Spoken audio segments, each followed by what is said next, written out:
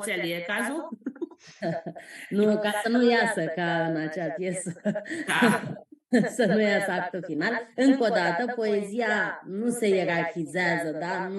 Nu putem noi din concursuri să stabilim dacă cineva e sau nu poet, așa că dați-i bătaie în continuare cu dragostea pentru literatură, că oricum vom deveni așa, suntem deja o specie pe cale de dispariție și ne bucurăm că sunteți în specia asta alături de noi. Bun, începem cu mențiunea 4, sunteți pregătiți?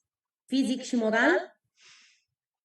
Dați-mi semne ca să știu că sunteți pregătiți, că altfel n-am cum să citesc.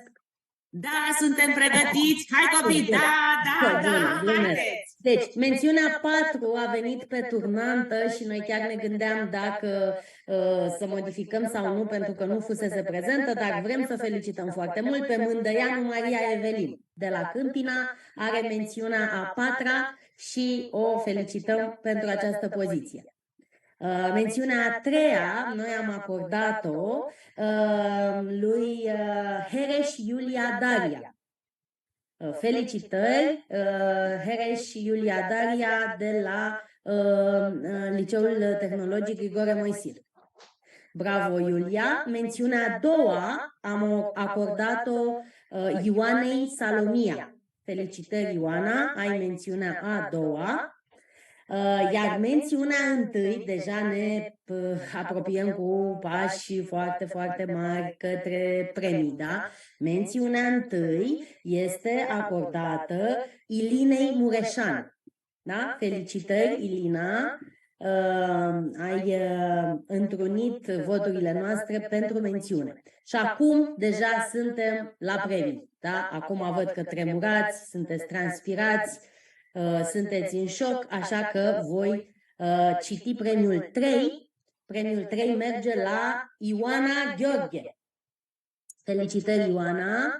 Să vedem de unde este, că e interesant așa, să vedem Ioana. Am mult poemele tale, Școala Gimnazială 117 din București, da? Acesta este clasamentul pe București, adică din ce a rămas pe București. Premiul 2, Șimon Miruna,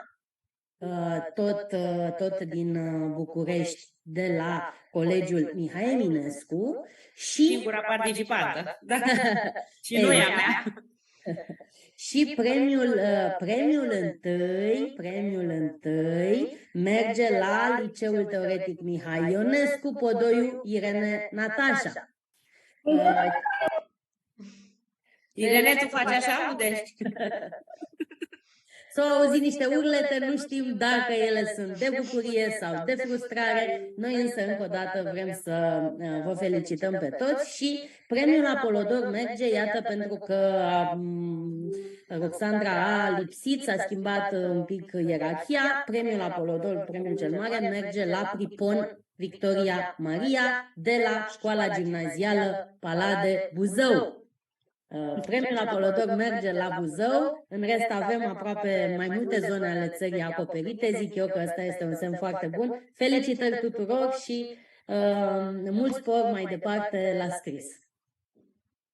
Și eu vă felicit și vă aștept neapărat la anul, chiar dacă ați participat anul acesta și ne-ați fost mulțumiți, ca la Șef la Cuțite și alte emisiuni de top, putem participa în fiecare an, pentru că clasamentul se schimbă și voi evoluați în scrisul vostru și o să vedeți că poezia în general vă aduce o stare de bine și, nu știu, e o modalitate de a ieși din cotidian și tot continuând să scrieți, poate că, nu știu, vă creați o altă stare.